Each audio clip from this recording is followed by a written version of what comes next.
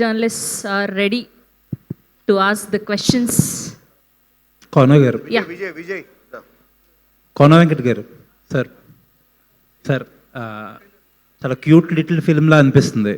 Thank you. Yeah, మీరు కూడా చాలా అంటే జీవితాంతం గుర్తుండిపోయే సినిమా అని చెప్పి చాలా పెద్దగా చెప్పారు కాబట్టి ఏదో ఇంకా ఎక్సైటింగ్గానే ఉంది సార్. బట్ అంటే మీరు ఇందాక అన్నట్టు దురంధర్, టాక్సిక్ లెస్ దెన్ 1 వీక్లో వచ్చేస్తున్నాయి.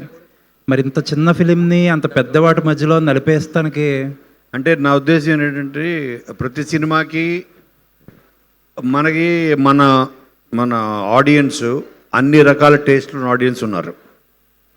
నాకు తెలిసిన వాళ్ళు మా ఇంట్లో ఇప్పుడు దాకా దురంధర్ చూడలేదు ఎవరు. అంటే వాళ్ళ టేస్ట్ అది కాదు. అలాగే టాక్సిక్ కొంచెం heavy action, heavy duty film అది.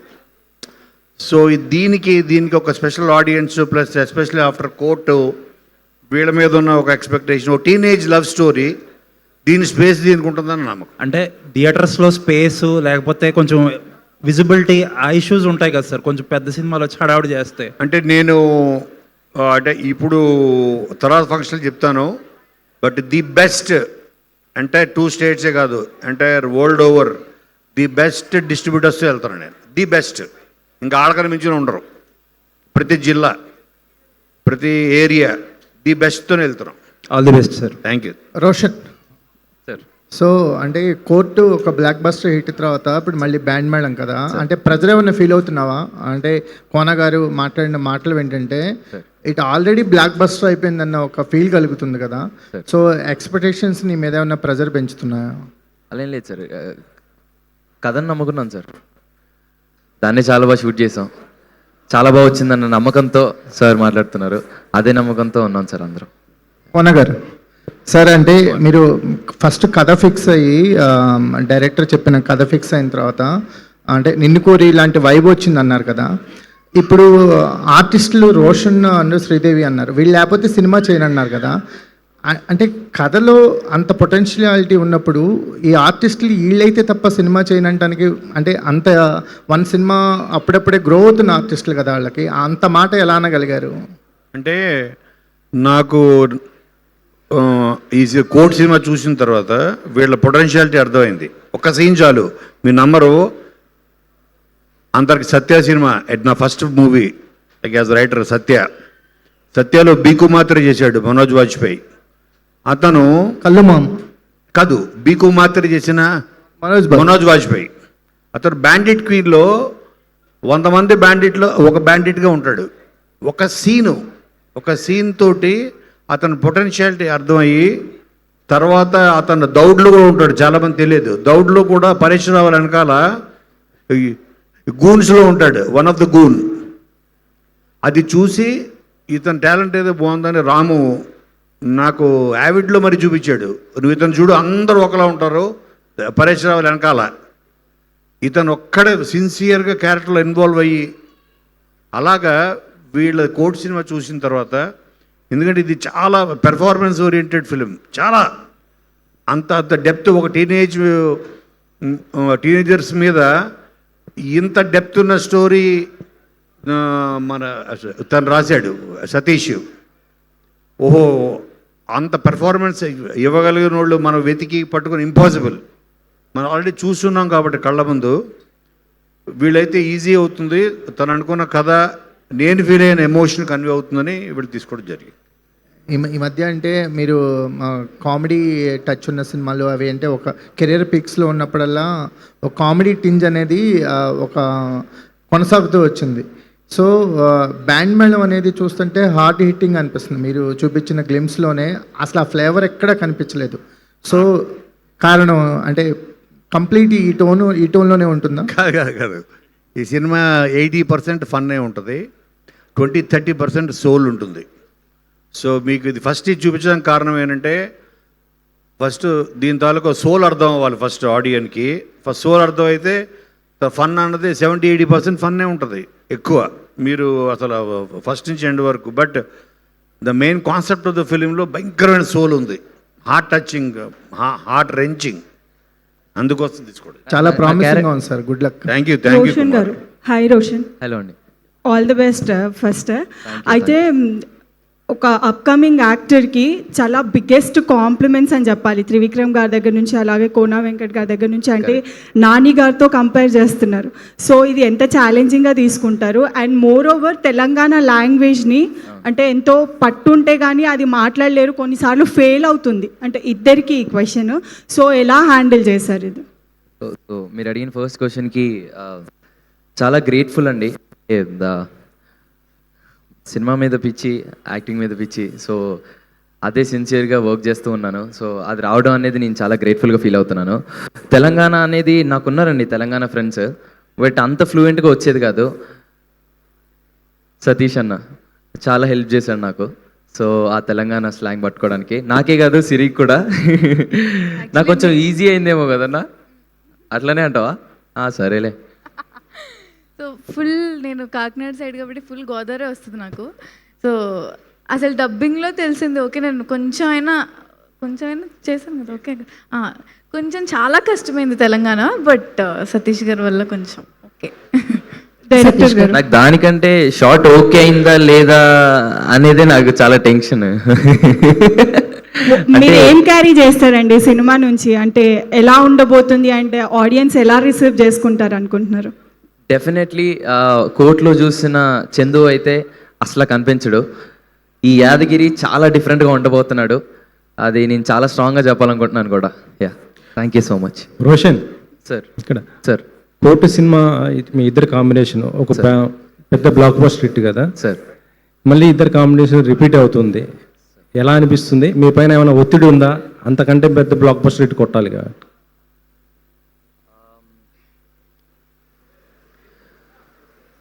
బేసిక్గా మంచి కథ కోసం వెయిట్ చేసాం సార్. అంటే ఖచ్చితంగా మళ్ళొకసారి అందరూ ఆడియన్స్ కోరుకున్నట్లే ఇంకో కథ ఎలాగో చేయాలనుకున్నాం సార్. బట్ అంత త్వరగా కోనా సార్ మా దగ్గరకు వస్తుందని మేము ఎక్స్పెక్ట్ చేయలేదు. అండ్ మీ అంత ప్రేమించాం కాబట్టి ఆ కథని వి సైడ్ ఇమీడియట్లీ ఓకే. అలా అంటే మీ పైన ఒత్తిడి ఏమైనా ఉందా దానికంటే ఎక్కువ బ్లాక్ బస్టర్ కొట్టాలని? అంటే సినిమాని చాలా ప్రేమించి నమ్మి చేస్తాను సార్. అది ఏ సక్సెస్ ఎంత ఇస్తుంది అనేది అయితే నేను ఎప్పుడు చూసుకోను సార్.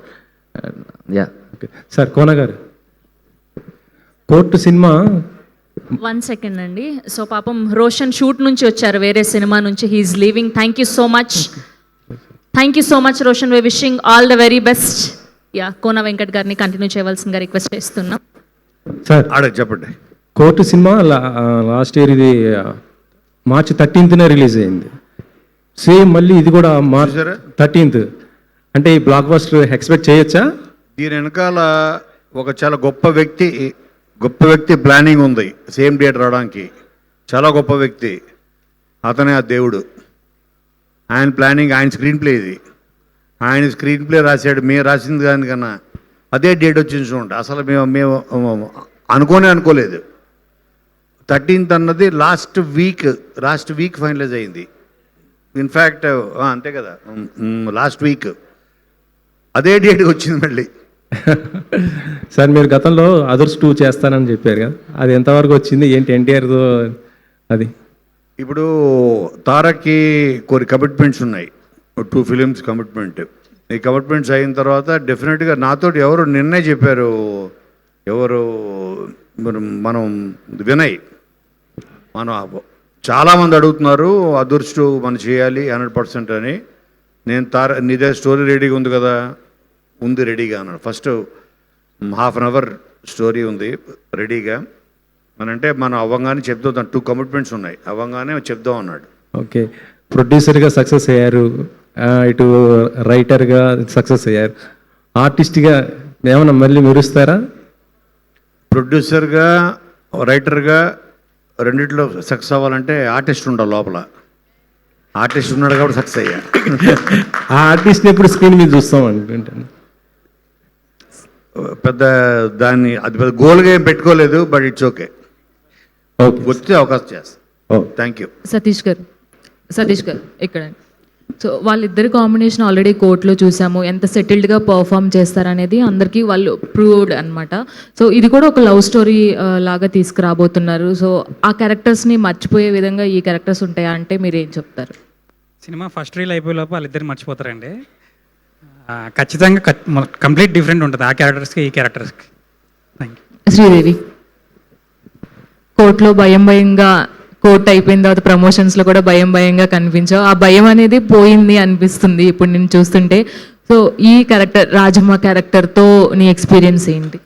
రాజమ్మ చాలా చాలా డిఫరెంట్ అండి. అంటే చాలా సర్ప్రైజ్ చేస్తుంది, మీరే ఆశ్చర్యపోతారు. అంత నమ్మకం ఉంది నాకు రాజమ్మ క్యారెక్టర్ మీద.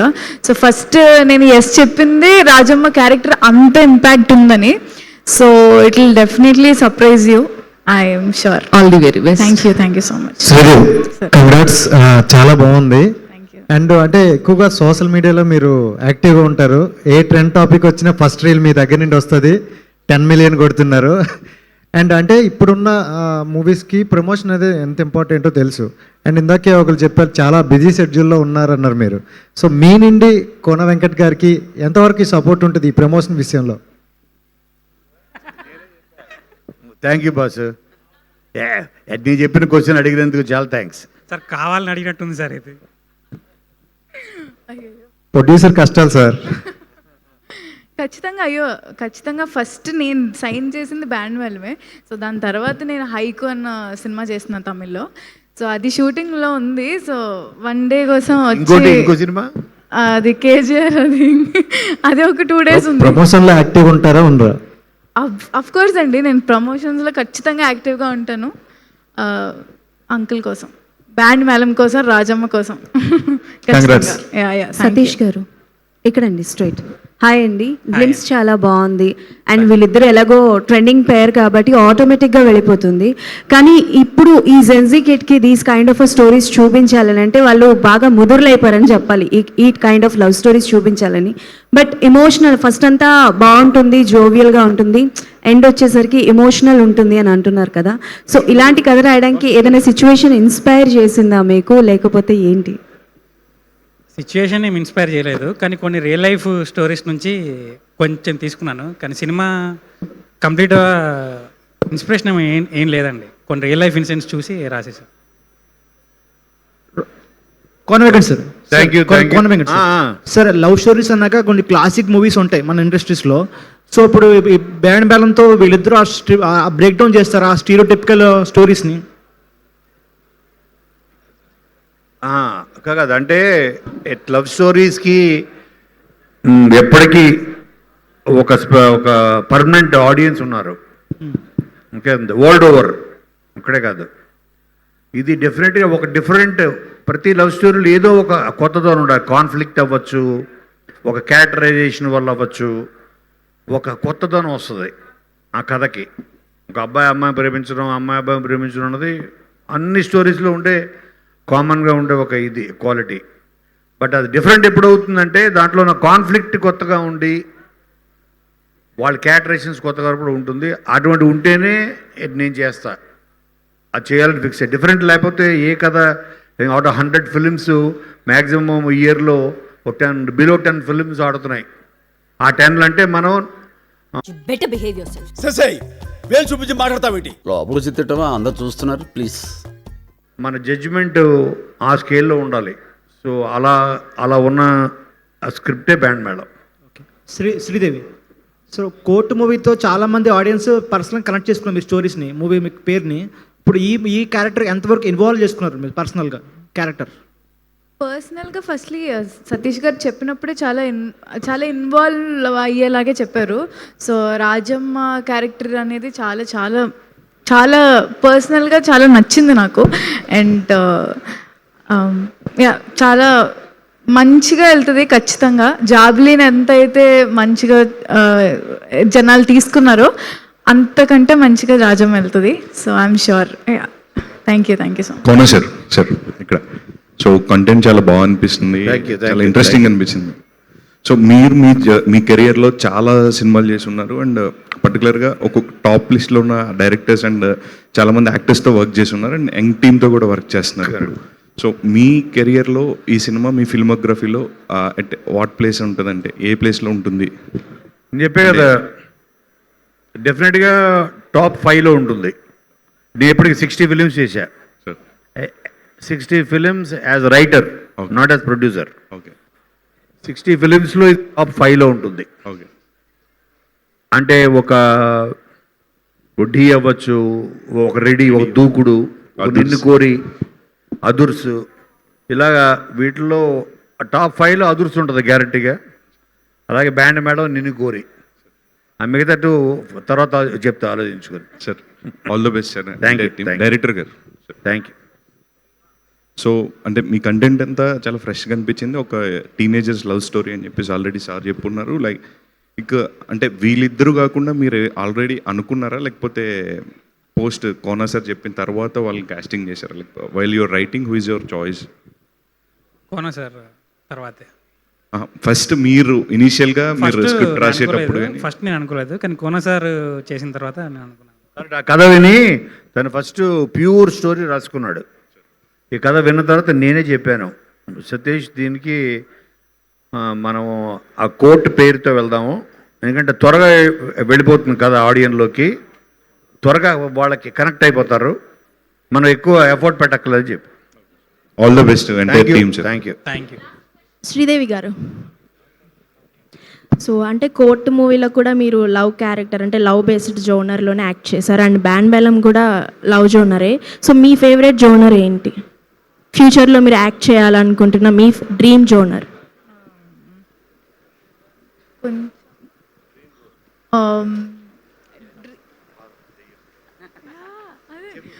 నాకు హారర్ సినిమాలు అంటే చాలా ఇష్టం అండి. సో తను ఒక దెయ్యం అవ్వాలనుకుంటుంది, అది బేసిక్గా చెప్పది.